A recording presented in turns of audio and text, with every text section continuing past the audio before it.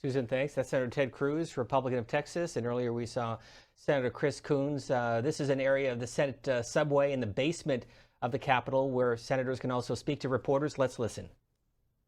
In the middle of day one of the impeachment trial, and I don't think it has been a good day for the House managers. We've seen the House managers and Senate Democrats making redundant motions over and over and over again, the same motions that are being rejected. And fundamentally, it is clear House Democrats view this as an opportunity to continue their partisan attacks on the president instead of focusing on the priorities of the American people. The Senate, at the end of the day, will go forward on an organizing resolution that is virtually identical to the resolution that began the Clinton impeachment trial. It is copied almost word for word from the Clinton impeachment trial, except in that instance, the organizing resolution was bipartisan. It was 100 to nothing. Every Republican, every Democrat agreed.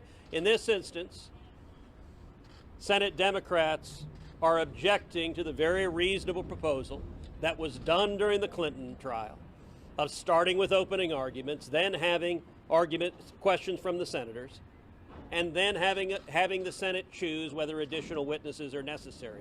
We've seen one motion after the other. They've been redundant. They've been making the same arguments. This seems to be a time for Adam Schiff and the House managers to lecture the American people and to attack the president.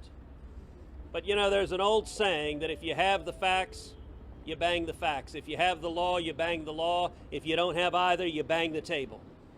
Well, this afternoon we've seen a whole lot of table banging.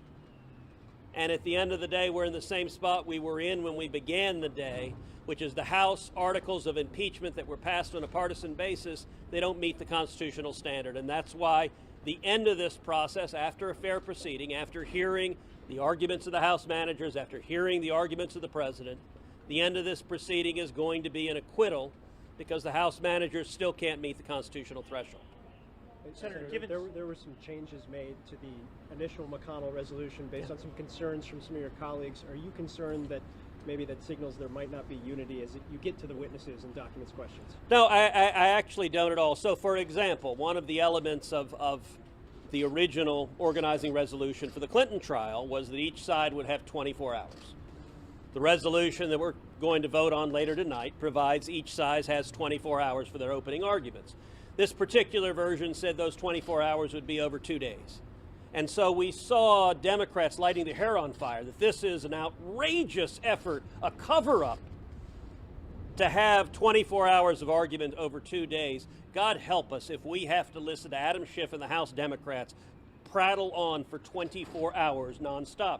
But you know what? I think Senate Republicans did something wise and right, which is say, okay, we'll make a concession. Instead of over 2 days, now it's over 3 days.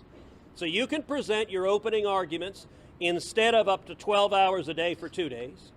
You can do it presumably for up to 8 hours a day over 3 days. I promise you, if we are at hour 23 and the House Democrats are still repeating the same partisan attacks against the president, you know, it was striking. Within about 3 hours of these proceedings beginning, I looked up, the press corps was about half empty, and the gallery was almost entirely empty. I have to admit, practically a routine motion naming a post office typically has more people in the gallery than we had today.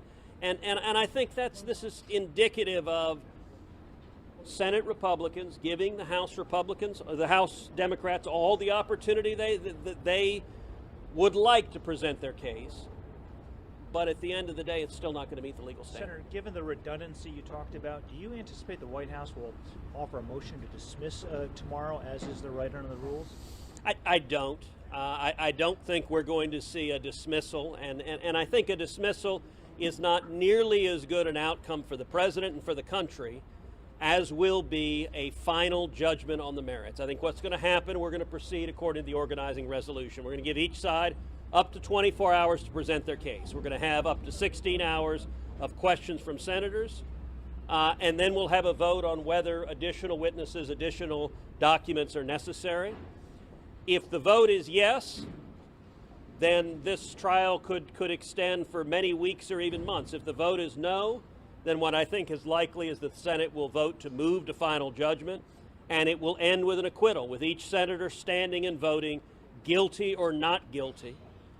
And the reason the president is going to be acquitted of these charges is the Constitution lays out a very specific standard for impeachment. Impeachment is not, do you disagree with the president? Do you dislike the president? Do you have political differences with the president? Impeachment of a president is only allowed if you demonstrate that the president has committed treason, bribery, or other high crimes and misdemeanors. And you saw very little today about satisfying that constitutional standard from the House managers. You saw a lot of arguments about how House Democrats disagree with the president politically, but that's not the legal standard. Rather, it's the constitutional standard. And so I think the judgment here is not going to be a dismissal, but rather an acquittal on the merits at the end of both sides having an opportunity to present their case. What can you say about Leader McConnell's approach to overseeing this process and keeping the conference together? Look, I think it has been good to see Republicans united. I think it has been good to lay out a process that is copied from how the Bill Clinton impeachment trial proceeded, and that was unanimous. The party that I think is being quite unreasonable on this are Senate Democrats. They're not agreeing to the same procedures that every Republican and every Democrat agreed to with Bill Clinton.